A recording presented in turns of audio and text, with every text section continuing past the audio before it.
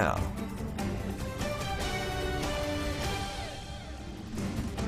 Good evening, everyone, and thank you for joining us. I'm Riley Livingston. And I'm Cash Matlock. The Starkville Police Department is asking for your help in finding a local teen. 17-year-old Jakaya Fairchild has been missing since January 1st. Fairchild's family says she didn't come home after work and are very concerned about her whereabouts. If anyone has any information on her location, contact the Starkville Police Department at 662-323-4131. Well, an arrest has been made in a Clay County convenience store robbery. The Clay County Sheriff's Office arrested Timothy Thompson around 1:30 this afternoon. Thompson is suspected to be involved in a robbery Friday night at Mike's Country Store on Highway 50 West. The robbery is under investigation, and we will bring you more information as it is released. A teenager is charged with capital murder after a home invasion turned deadly last night in Meridian. The shooting happened around 7:30 at St. Francis Apartments. Candace Barnett talked with police to get more details about the case. 16-year-old Desjuan Moffitt faced a judge Friday for his bond hearing. He's charged as an adult. Because you have a felony charge, you're entitled to certain constitutional rights. But here's where it all began. Police say Moffitt and another man wearing a mask went to an apartment with the intention of robbing the people inside. Sergeant Darrell Thompson says the people in the apartment opened the door when they recognized Moffitt, but then both men pulled guns and forced their way inside. They pointed at one of the victims inside the apartment, demanded money. Thompson says a physical altercation broke out inside the apartment. One of the intruders then tried to shoot at the victims, but the gun didn't fire. That's when investigators believe someone inside the home made a play for the gun. One of the individuals was able to overpower one of the suspects inside the apartment. At that time, he shot the individual that had the mask on. At that point, that person lost his life inside the apartment.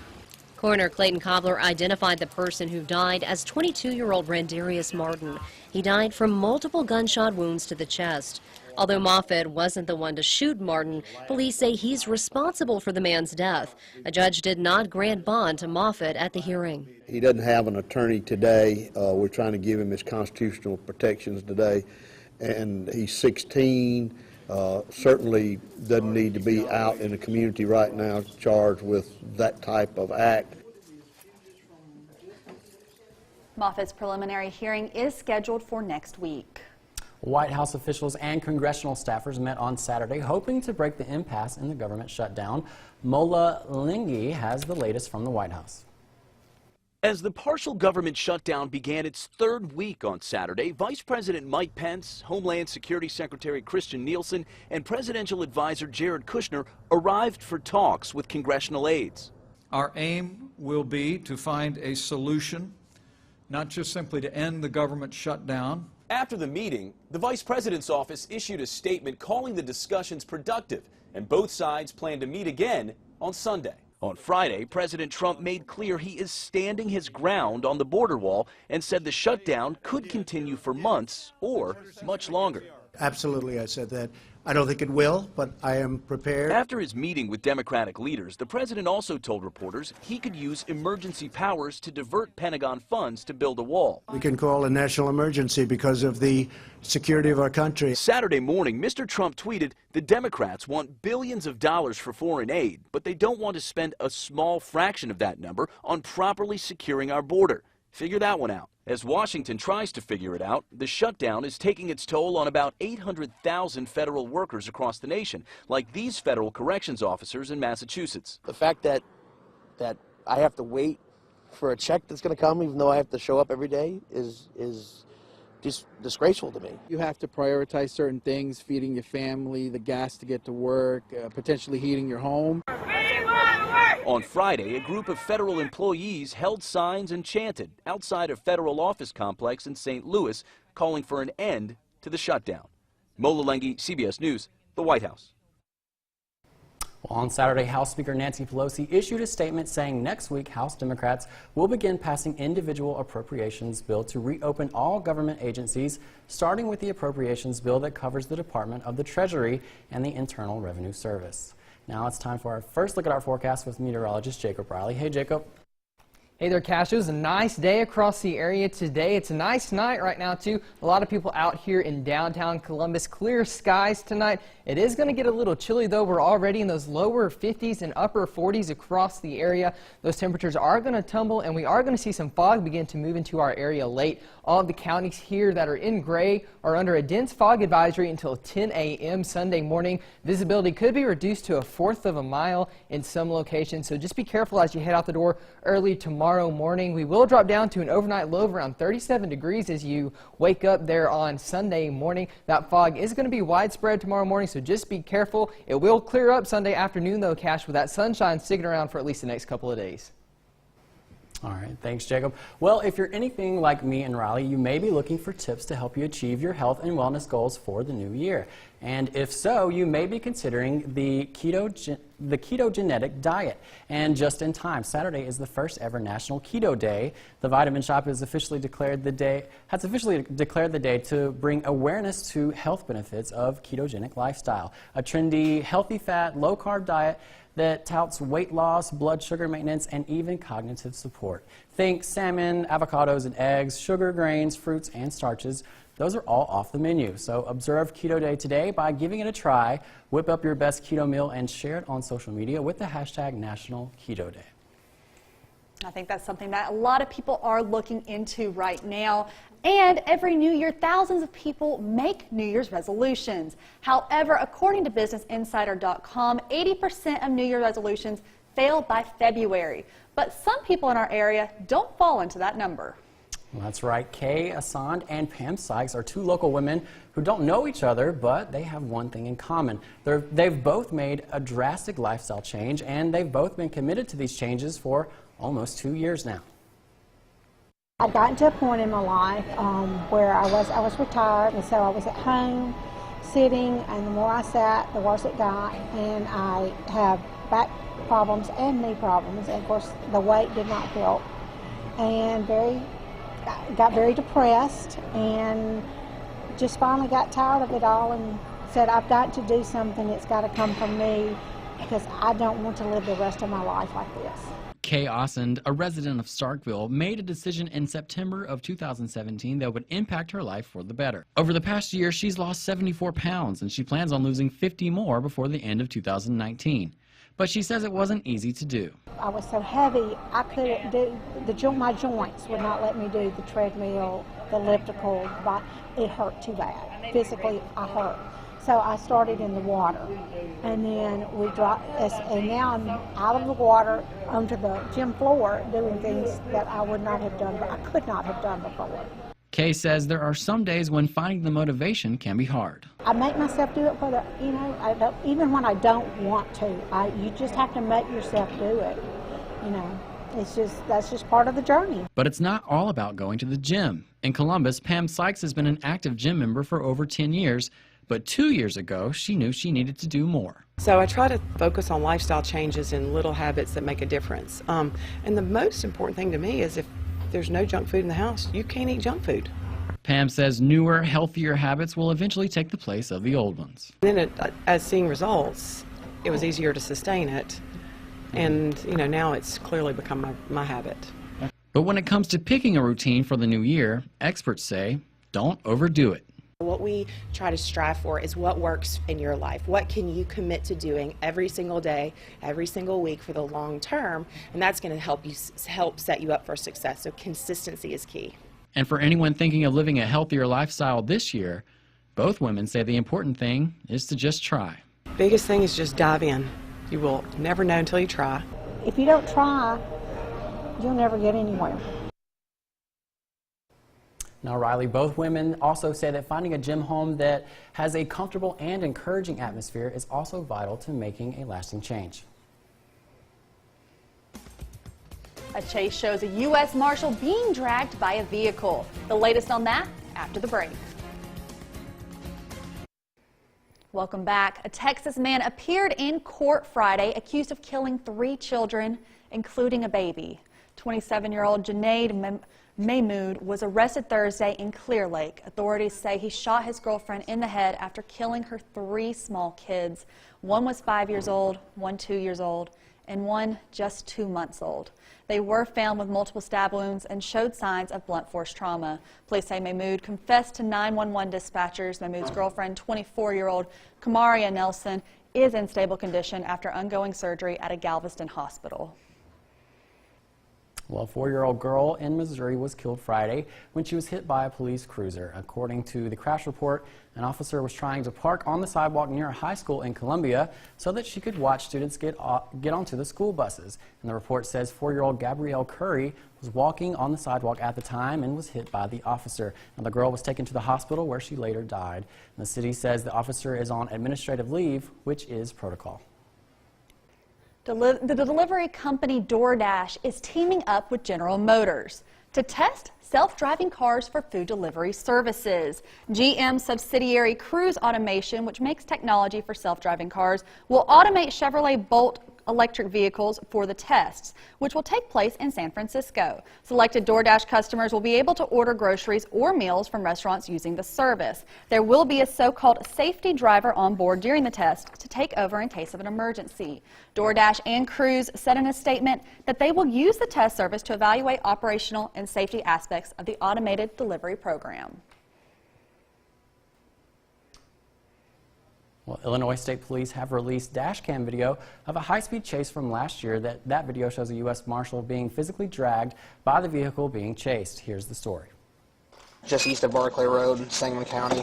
Black Mazda SUV. It took minutes. A female driver ordered out of her SUV in a traffic stop in Riverton. The officer then notices someone hop into the driver's seat. Get your hands up. Get your hands up. Hands up! You try to drag one of the marshals with him. Look closely to the right of your screen. A U.S. Marshal hanging off the side of the car as the suspect just shoots down Prairie School Road. They get about a half mile down the road when he lets go, nearly struck by a police cruiser. The authorities were approaching this defendant because he had a $200,000 warrant out for his arrest. That suspect, identified by police as 31-year-old Robert Collins, allegedly seen here bobbing and weaving through traffic on Sangamon Avenue. At one point, you see him shooting over to the other side of the road, missing semi-trucks and several cars.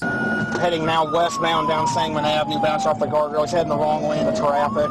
To the busy Dirksen Parkway, then Clear Lake Avenue, where he then gets out and starts to run. Police arresting him a short time later. Thankfully, no one was severely injured in this case, but just another example of the dangers that law enforcement face each and every day. Well, Collins is due back in court next month for a hearing on attempted first-degree murder charges. As far as the woman ordered out of the SUV at the start of the video, she faces minor charges related to the case. Well, more sunshine is in store for your Sunday. We do have to get through some dense fog in the morning. We will warm up to the middle 60s. Coming up after the break, I'll let you know just how long those warmer temperatures are going to last. Stick with us. A First Alert AccuWeather forecast with meteorologist Jacob Riley. Well, happy Saturday. It was a nice day today. We finally saw that sunshine return. Taking a look at our Alpha Insurance Skycam network, not a cloud in the sky today there in Louisville, Mississippi. That's going to be the story as we head on through your Sunday as well. However, we do have to get through some fog in the early morning hours there on Sunday. We will be warm all the way till Tuesday. Wednesday, that's when our next weather system begins to move in, and that's when we'll see those temperatures begin to plummet. But here's that dense fog advisory in effect for all the counties in gray here until 10 a.m. on Sunday morning. Visibility will be reduced to about 1/4 of a mile earlier in the morning hours. Most of this should move out by 10 a.m. All of the fog will be gone as we head towards the noon hour. But looking across the country, have a little bit of active weather here in the northeast and then along the west coast as well here in California. They do have another storm system moving onshore, bringing some heavy mountain snow there to the Sierra Nevadas.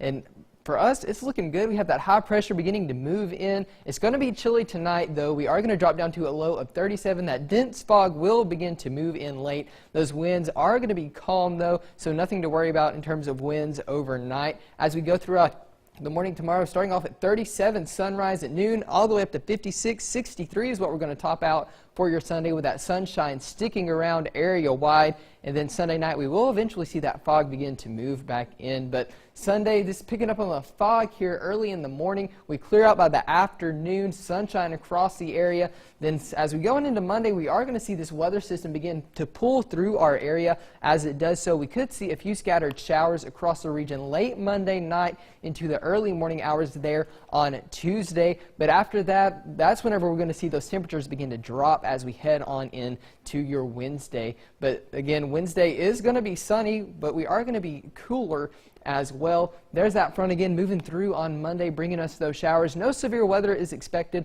Those showers are going to be very scattered in nature, so not a whole lot to worry about there. As we take a look at our future temps, you can see here on a Wednesday, we're struggling to get highs there in the middle 40s, 45 there in Columbus. Then Wednesday night going into Thursday morning, look at these lows, 26 far north there in Corinth, all the way down south in DeKalb, 29 degrees there on Thursday morning. So bitter cold is working its way back in here. We're going to struggle to get into the 40s for highs there on your Thursday of next week as well. We will see some more rain begin to move in as we go towards the end of next week, though. We will see those highs drop back down into the middle 40s.